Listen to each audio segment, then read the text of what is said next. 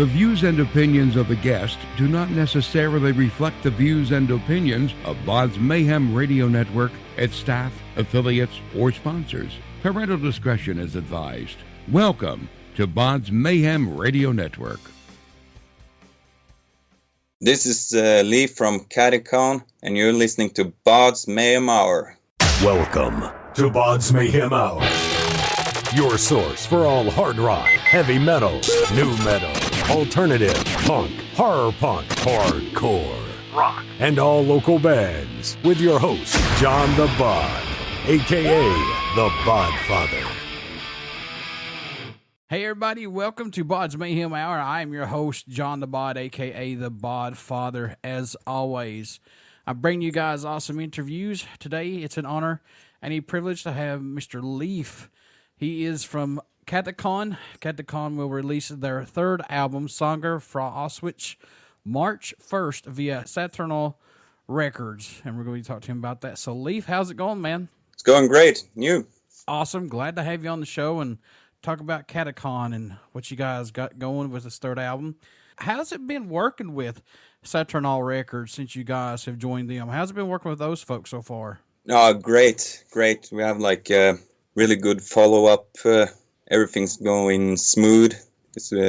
We were supposed to do it on Nuclear War Now, but that fell through. So we had recorded the entire album, and we were looking for a new record company, and luckily we found, or he found us, and so it's going really great. Were you surprised that the demo you guys put out got a strong amount of positive feedback from the underground, and that helped you to get signed with Nuclear War Now Productions? Was you shocked that you guys got as much positive feedback on that? Yeah, we weren't really expecting anything. We just wanted to record a demo just for the fun, and we were drunk in the studio and just fucking around. and somebody said, "Hey, let's put it out and see how it will be received." And the feedback was way beyond what we thought it would get. What has Krabal from Thorns and Sarky added to the band? Krabal is like very, very tight and angry. Plays like a machine, but he can also do crazy fills and stuff like that. He's also very eager, and he puts a lot of effort into making his drumming the best that he can do, which was our last drummer was really good and stuff like that, but he wasn't had some personal issues, so he couldn't be as a big part of the band as Krabal is. What was the inspiration behind the album Fra Auschwitz as far as creating music of the events of World War II? I mean, we all know what happened, especially with the history of World War II, but what was the inspiration to create an album like this? It's just something I wanted to do for a very long time. Since I was a little child, I saw a movie about Treblinka, and I was maybe 7 years old, way too young to see something like that. Mm-hmm. And I was so shocked by what men can do to each other. And it sort of stayed with me my entire life. It's something I couldn't fathom, and still is hard to fathom. So I felt a need to express my views through Katechon or any other band for that sake. It was like a record that took me 20 years to put out, so to speak. I'm 39 years old, and I still, when I read stuff about what happened, and like you said, what men can do to another man is like, it's unbelievable. My heart still breaks for those folks that had to go through that and endure what they did. I wish that it never happened, but unfortunately it did. So, hopefully that never happens again. Yeah, pray for that, so to speak. That's for sure. Your official track premiere of, and I pronounced this wrong a while ago, Renselinsen was premiered. Was it hard to choose between the current set of songs on this album? Which one would be the first single and video? Also, what did you want that first song and premiere for Katechon to say, Leif, when they saw it? It's always hard to choose which songs, because in the back of your mind, you're thinking what will get people interested in a record. what will draw them in. But a lot of the times what we as musicians see as the best songs doesn't necessarily be the same songs as the audience thinks are the best ones. But we wanted to use a song that draws from all the different kinds of styles which we use on the records into one song. And Renselsen's got that the proggy start and midsection and very virtuous guitar playing with the crazy lead, and lyrically it's about the cleansing of the ghetto and witness through a young boy and how he describes how he's looking forward and seeing how he's going to die. Although that doesn't necessarily, well, it's hard to grasp that when listening to the song without the lyrics, I suppose. But right. We were supposed to do a lyric video, but with a short amount of time, we started to do the video in late December. So we didn't have a time to get the pictures that would suit the lyrics. So we felt that making a lyric video with that message that I wrote about and not having pictures to go with it, we had to scrap the lyric video and just do one without the lyrics.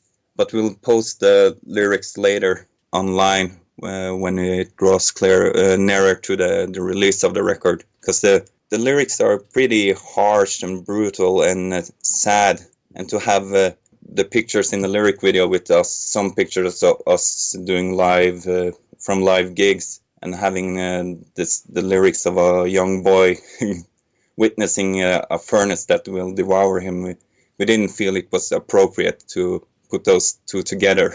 Are there any songs off the album standing out more to you than any on it right now? I know these change every time, but do you have any favorites on this possibly? I really like LOE, because it's just, for me personally, it's hard to listen to the records because I always listen for faults in my deliverance. But that's one of the few songs that I actually can listen to, and I feel satisfied with my delivery. Who produced this album for you guys, Leif? Our guitarist. He's an incredible guitar player, and he's got this. He's got the airs. He can listen to like a second of our song, and he knows what needs to be done right away. He's really super good producer. So we thought about maybe having another producer who's not in a band, so we could have like an outside input, because when you're making music, you kind of get stuck in the group, and it's hard to see another way how you can do the song. But luckily, I think we managed to pull this one off, that every song is good, but we won't know for sure until it's out. With him being the actual producer in the band, is he different from, say, guitar player versus producing?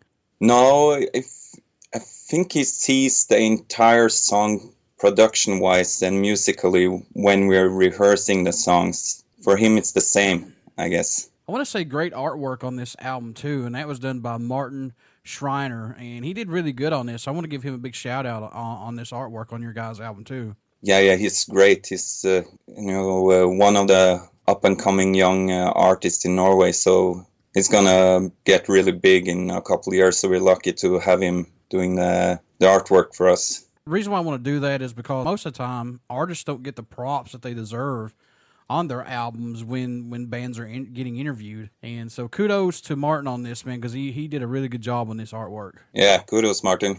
What do you hope everyone takes away from the album, or message you hope they hear while listening to it, or just any Katechon music in general? Well, that's a hard question.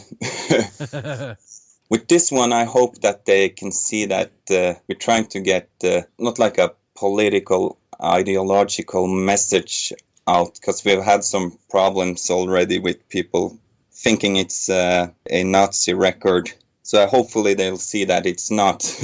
Right. I think what I want to show is just the suffering, and just to have people think about it, what we are capable of doing to each other, at least for me, lyrically, and to see it that you can use that to say something about man without making it political, I guess. But it's hard to say. But you guys are bringing the hard truth of what happened back in World War II. This is the truth that folks don't want to realize and see this, because this really did happen. It's the God's honest truth. Yeah, and usually when it's done with black metal, you have this. It's tainted by a lot of right-wing followers and musicians who tend to disagree with the message I'm trying to get through. So hopefully it will open up just at least more younger listeners that if they're getting caught up in some right-wing ideology, that there is another way. How much growth musically have you seen this band and yourself go through up to the release of this album, from your demo up to now? Or has it just been more of a personal growth for each of you involved with Katechon? We started out with a blank slate, because we all had been in different metal or progressive bands or punk bands. And we just wanted to do something that's not defined by genre, and we don't really think that much about it. We just let it grow, go its own way, and we're just following wherever the music leads us. Because on personal note, we listen to all kinds of music, like funk or hip hop or classical music. So we just get together in the rehearsal room and just make music, and we don't think that much about it, until we come to when we're making the record, of course. Then we sit down and think about what do we want to produce, and but it mostly we agree on something bleak and cold. We always happen to end in that spot. We need to do something, address something horrible. But we wanted to do like a happy record next, just like a lot of silly stuff, silly black metal. But we never get to that point. Stick with what works, my friend. Yeah. When you are coming into the recording studio, do you do anything differently during that writing and recording process to help keep your mind fresh and open to new stuff and not let the music get boring or stale? Do you do anything differently to help you out, Leif, or no? No, not really. We're just in there and just playing, and we're having a good time, just doing it. A lot of laughing. We're all really starting to get like in our 40s and stuff like that. So we don't get to meet each other as often since we got kids and stuff. So it's like a free zone where we can just do stuff. So I'm not sure that answered your question, but It's fine. but we have like that one thing we want to do or want to say with the record, and besides that, everything is open. If we did some progressive stuff in it, that's okay. If we wanted to do something more bluesy, we'll do that. But it depends on how we feel about it when we're there. What can fans expect at a show from Katechon who have not got to see you guys live as of yet? Well, that's going to take a while. We're probably going to do it later this year, but we haven't had time rehearsing as much because we've been in the studio for 1.5 years.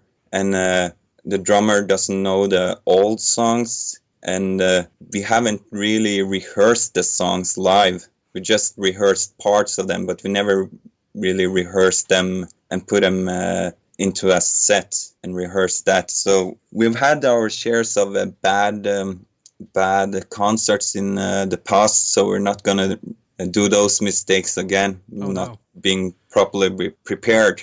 So we're probably going to use half a year just rehearsing to make it sound really great. We're living in the digital era of recording albums to get music out quicker now, and plus we got social media to reach out to more folks to let them hear of Katechon. Do you like this that we're living in now, to get music out quicker and plus to reach more fans with social media? Yeah, I think it's a good thing. It gives more power to bands. Of course, we don't make any more. We can't make money on the music now, but for us personally, we're just interested in reaching most people as possible and not caring too much about money and stuff like that, because then we'd be doing something else than black and death metal, something more with a possibility for an income. What does Katechon bring to the table for music, Leif, that's not out there as of right now? I mean, I know you guys are not reinventing the wheel, but what do you guys bring to the table for music? Right now, it's more we have some strange parts. We've used a lot of mellotrons and stuff like that, like what they did in like rock and progressive music in the 70s and stuff like that, which is barely audible, but it's there, and it's not something you can listen to a lot of other metal acts. But it's not like a main focus. We're not like progressive metal, and we don't want to be, because we're not that interested in that. But we like to play around with those kind of stuff and just have it in the background. Mm-hmm. So I think that would separate us from most other acts, I guess. Do you guys get a lot of support in your local area? Do you guys get a lot of support or no? Yeah, in a sort of, because it's not. We got a lot of bands from Trondheim, like if you know the Nidrosian scene. It's a lot of black metal, but it's like 15 guys in 15 bands. Oh God! You know that kind of inbreeding kind of stuff. I'm in 6 bands. How many bands are you in? I'm in three bands now. Used to be 4. Wow. 3 bands now since I got 3 kids, so one for each kid. I haven't got time for it anymore. But you know how it is. Yeah. Like around that's everything, almost everybody and places. We do make a lot of new bands when we're drunk and stuff, but it's usually just like a couple of rehearsals, and we find that it's just the same band with another name. What made you want to become a musician, Leif? What was that spark for you that said, yeah, I want to do that right there? There wasn't really a spark. My other band, Victimized, hardcore punk band, I was friends with them, and I used to go to every rehearsal when I was 18 and just drink and have fun. And then their vocalist left the band because he wanted to be a professional capoeira like athlete kind of thing. And they just said, why don't you sing? And then I started to sing, and that was that. I've been doing that 20 years. Is there a country that stands out or shocks you that Katechon gets support from, or your music even gets played in that area?